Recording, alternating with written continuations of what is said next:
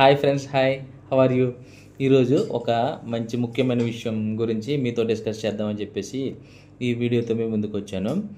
E20 petrol గురించి ప్రతి బంకులోనూ మీరు బోర్డులు చూసే ఉంటారు.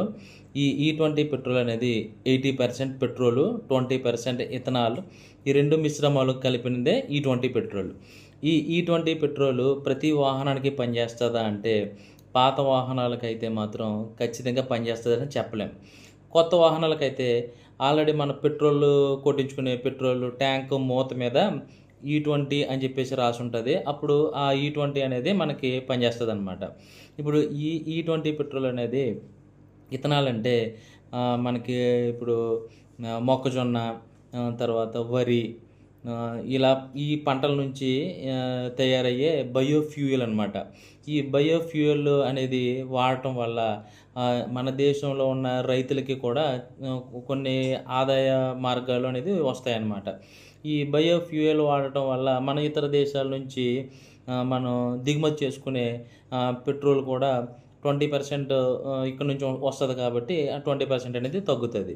కాబట్టి ఈ E20 పెట్రోల్ ఒక విధంగా దేశానికి, రైతులకి కూడా ఇది మంచిది. కాకపోతే ఇది పాత వాహనాలకు పనిచేస్తుంది అనేది మాత్రం ఖచ్చితంగా మనం చెప్పలేం.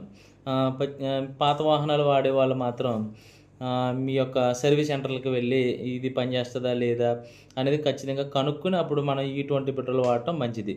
కొత్త వాహనాలకైతే E20 పెట్రోల్ అనేది ఎలిజిబిలిటీ ఉంది. అక్కడ మనకు పెట్రోల్ క్యాప్ మీద రాసుంటుంది E20 పెట్రోల్ యూజ్ చేయొచ్చు అని చెప్పేసి అందులో మాన్యువల్లో రాసుంటుంది. పాత వాహనాల్లో మాత్రం E20 పెట్రోల్ కొట్టిస్తే దీర్ఘకాలంలో అంటే మనం వాడగా ఇంజిన్లో సమస్యలు కానీ, అందులో వాడే పెట్రోల్ పైపుల్లో సమస్యలు కానీ, ఈ రబ్బర్ సమస్యలు కానీ జరిగే అవకాశం ఉంటుంది. కాబట్టి E20 పెట్రోల్ అనేది ఏ వాహనాలకైతే సరిపోతుందో ఆ వాహనాలకు వాడటమే మంచిది. ఓకే, ఈ విషయం మీతో చెప్దామని చెప్పేసి ఈ వీడియో చేయడం జరిగింది ఫ్రెండ్స్.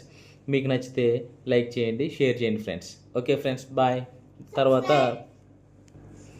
తర్వాత ఇంకొక మంచి న్యూస్తో మళ్ళీ మీ ముందుకు వస్తాను ఫ్రెండ్స్. Okay, bye.